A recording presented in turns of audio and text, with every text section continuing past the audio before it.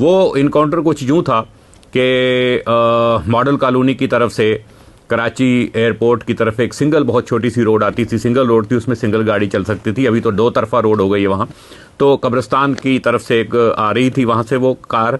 Police ने जो दावा किया या क्लेम किया था, तो पुलिस ने कहा कि हमने जो है वो उनको गाड़ी को रोका, रुकने का इशारा किया, वो नहीं रुका। जैसे कि एक रवायती स्क्रिप्ट होता है पुलिस के इनकाउंटर्स का, आप बड़े अच्छे तरीके से समझते हैं।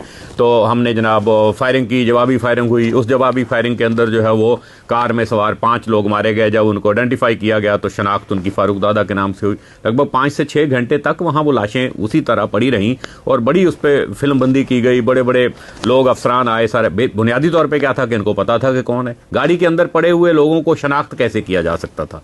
उनको आप निकालेंगे, उनको पोस्टमार्टम होगा, उनको अस्पताल ले जाएंगे, जब जाके उनकी आइडेंटिफिकेशन होगी। लेकिन चूंकि एक तयशुदा था, सारा एक प्लानिंग थी, तो उस में एक दिलचस्प बात है, ये दिलचस्प इनकाउंटर था कि अपनी तारीख का, कि शराड कार शायद आपने देखी हो या आप समझते हो कि एक शराड कार के अंदर जो है वो 5 लोग बैठे हुए थे।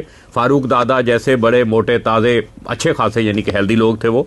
और 5 लोगों के साथ जो FIR जो इन्होंने बनाई गई थी, जो उस वक्त जो मीडिया पे इन्होंने रिपोर्ट कराया था, वो ये था कि उस गाड़ी के अंदर जो थे वो 5 लोग मुसल्ला थे कलाशनकोफों के साथ। इसके अलावा उस गाड़ी के अंदर 12 से 13 कलाशनकोफे थी।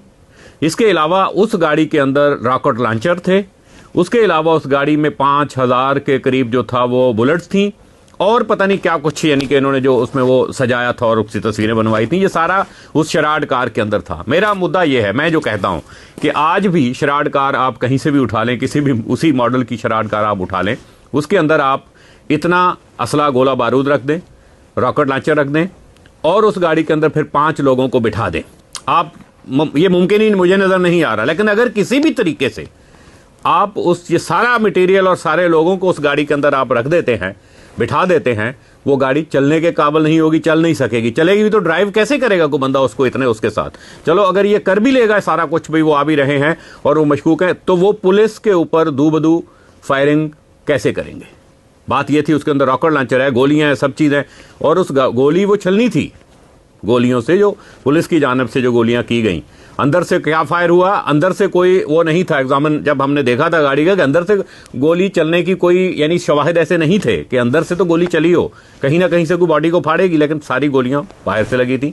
दूसरी मेन बात ये थी कि इतना गोला बारूद उसके अंदर था, तो क्या वो गोली लगने से नहीं फट सकता था? तो बहुत सारे सवालात उस वक्त हमने उठाए थे। इस मशकूक इनकाउंटर को हमने रिपोर्ट किया था। मैंने खास तौर पे जो है वो ज़ाती तौर पे भी गए थे हम लोग, देखा भी था, इस इनकाउंटर के ऊपर आवाज़ भी उठाई थी।